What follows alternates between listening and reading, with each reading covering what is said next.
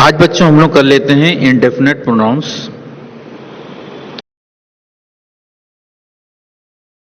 An indefinite pronoun is a pronoun that refers to a person or a thing without being specific।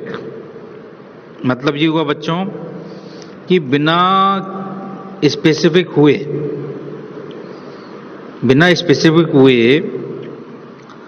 वो किसी ऐसे person या thing को बताता है, जैसे कोई भी है, ऑल है, एनी है, एनी वन, कोई भी है ना, एनीथिंग, कोई भी चीज, ईच, एवरीबॉडी, एवरीवन, हर कोई चीज है ना, everything, few, many, nobody, none, one, several, some, somebody and someone. तो ये सब बच्चों इनको अपन इंडेफिनेट प्रोनाउन कह सकते हैं। आगे देखते हैं indefinite pronouns and indefinite adjectives. अब देखिए दोनों में अंतर क्या है। आपको अगर याद आ रहा हो कि मैंने आपको जो है कुछ और भी चीजें ऐसे रिलेट करके बताई हैं। मैंने आपको अगर याद आ रहा हो तो पोजेसिव प्रोनाउंस और पोजेसिव एडजेक्टिव्स भी इसी तरह से बताए थे, और डेमोन्स्ट्रेटिव प्रोनाउन और डेमोन्स्ट्रेटिव एडजेक्टिव भी हमने इसी तरह से किए थे, दोनों को समझा था।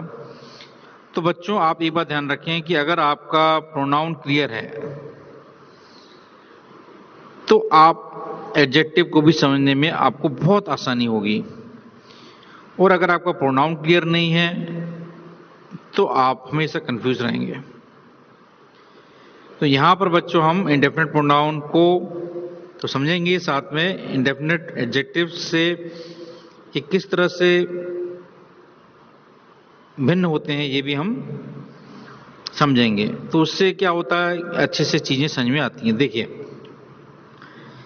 एक इंडेफिनेट प्रोनाउन है, एक इंडेफिनेट एडजेक्टिव्स हैं। यहां पर मैंने टोटल 4 एग्जांपल लिए हैं। पहला एग्जांपल देखते हैं, all in the theatre must remain seated. मतलब जितने भी लोग हैं थिएटर में वो सब बैठे रहें। यहां पर बच्चों आप देखेंगे कि ये इंडेफिनेट प्रोनाउन ऑल है यहां पर, क्योंकि वो किसी नाउन प्रोनाउन के बारे में बता नहीं रहे, ये केवल ये बता रहे हैं कि जितने भी लोग, ऑल इन द थिएटर, मतलब रेफर बैक कर रहे हैं वो थिएटर में जितने भी लोग हैं उनको, कि वो सब बैठे रहें। दूसरा जो है यहां पर all personal in the room must remain seated.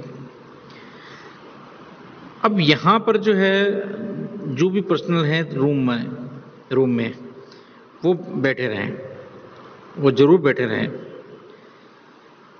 तो यहां पर आप देखेंगे कि यहां पर जो ऑल है वो जो पर्सनल है मॉडिफाई कर रहा है नाउन को, तो मतलब एडजेक्टिव का काम कर रहे हैं वो।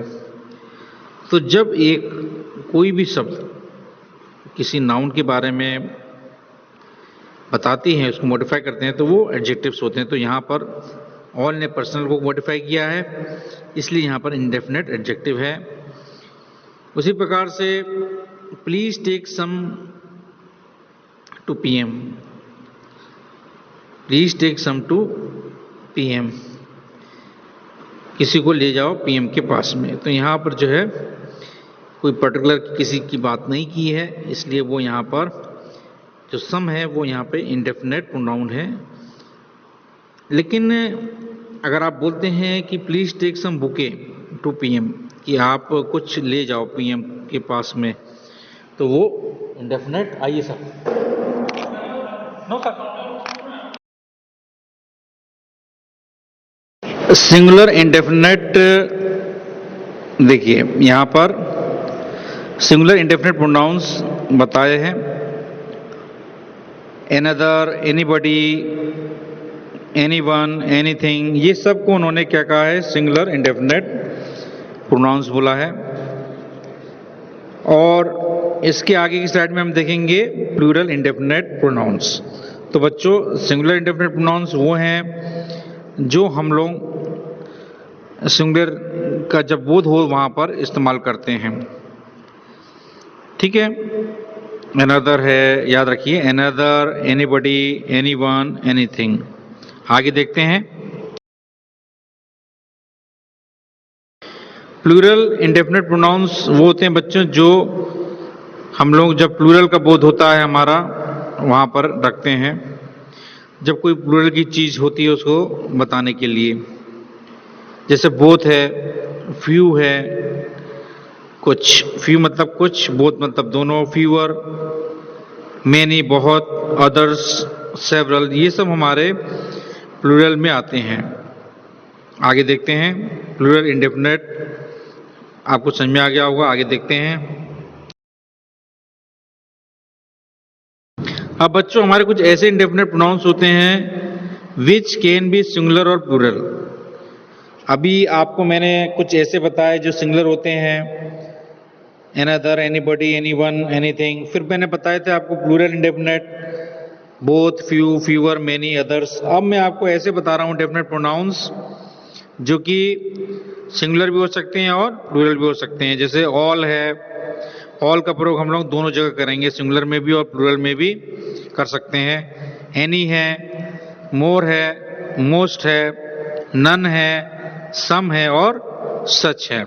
ठीक है बच्चों, और आपको तो मालूम ही है कि हमारे जो प्रोनाउंस होते हैं वो हम लोग उसको नाउन की जगह पे इस्तेमाल करते हैं। हम लोग नाउन की जगह पे जो चीज इस्तेमाल करते हैं वो हमारे प्रोनाउंस होते हैं। ठीक है, आगे देखते हैं। अब बच्चों, जो नन है ये कैन बी सिंगुलर और प्लूरल। जो नन है हमारा ये दोनों हो सकता है, ये सिंगुलर में भी आ सकता है और प्लूरल में भी आ सकता है। कैसे, देखिए, none of the students is expected to get 90% या none of the students are expected to get 90%। तो यहां पर हमने दोनों के संदर्भ में, हम लोगों ने दोनों के संदर्भ में जो है नन का प्रयोग किया है। हेल्प जो हमारी वर्ब है, एक में वर्ब सिंगुलर आ रही है, एक में प्लूरल आ रही है। ठीक है बच्चों, आगे देखते हैं। Either and neither are singular, either और नीदर भी सिंगुलर होते हैं। और इनके साथ में जो है हम लोग सिंगुलर वर्ब का प्रयोग करते हैं। जब कोई चीज सिंगुलर का बोध कराती है तो वो सिंगुलर वर्ब लेती है, जब कोई चीज प्लूरल का बोध कराती है तो प्लूरल वर्ब लेती है। Either of the brothers are welcome to attend. यहाँ पर गलती क्या है, यहाँ पर गलती ये है कि आर की जगह पे इज आएगा। Either is singular, it should be is welcome to attend. ये आपको समझ में आ ही गया होगा कि हमेशा हमको इनके साथ में वर्ब भी सिंगुलर रखनी है। और बच्चों, मैं आपको एक चीज और बता देता हूं इसी में कि जो भी हमारे इंडेफिनेट प्रोनाउंस अगर हमारे वो प्लूरल का सिंगुलर होंगी तो उनके साथ में वर्ब भी हमारा सिंगुलर रहेगा, और जो प्लूरल का बोध कराएंगी या प्लूरल होंगी उनके साथ में हम लोग जो है वर्ब भी प्लूरल रखेंगे। आगे देखते हैं। The indefinite pronouns all, any, more, most and some are singular when they refer to something singular, but plural when they refer to something plural। जो मैंने अभी आपको बताया कि all, any, more, most और some, ये सिंगुलर जो है, जब कोई चीज ऐसी है जो बताते हैं सिंगुलर को तो उनके साथ में वर्ब भी सिंगुलर इस्तेमाल करेंगे, और plural when they refer to something plural. जैसे आप देखिए, more of graves are required. यहाँ पर ग्रेव्स हमारा जो है प्लूरल है, तो आर जो है हमने प्लूरल लगाया, तो ये सेंटेंस सही है। More of it is required, it singular है तो यहाँ पर इट जो है सिंगुलर है, तो वर्ब हमारे साथ में जो इज आई है वो भी हमारा सिंगुलर है, तो ये सेंटेंस भी करेक्ट है। आगे देखते हैं। हाँ, अब एक पॉइंट जो काफी जिसमें बच्चों को कंफ्यूजन होता है वो ये होता है बच्चों,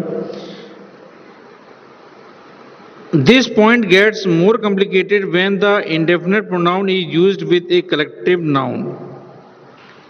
जब इंडेफिनिट प्रोनाउन का प्रयोग हम कलेक्टिव नाउन के साथ में करते हैं, आपको तो मालूम ही है कि जो भी कलेक्टिव नाउन्स हैं, जो हम लोग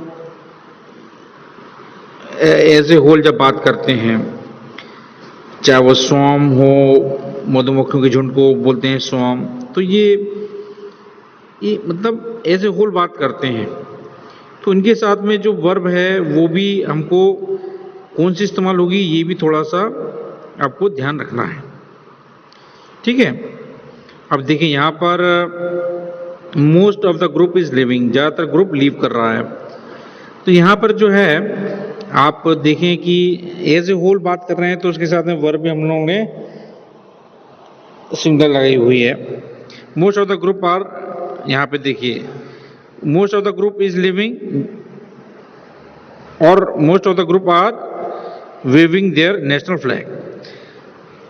तो बच्चों ये समझने की बात ये है कि जब आप उनको एज ए होल बात करेंगे तब उनके साथ में वर्ब सिंगुलर आएगी, जब उनको अलग अलग करके बात करेंगे तो फिर उनके साथ में अलग बात होगी, ठीक है, उनके साथ अलग वर्ब आएगी। आगे देखते हैं।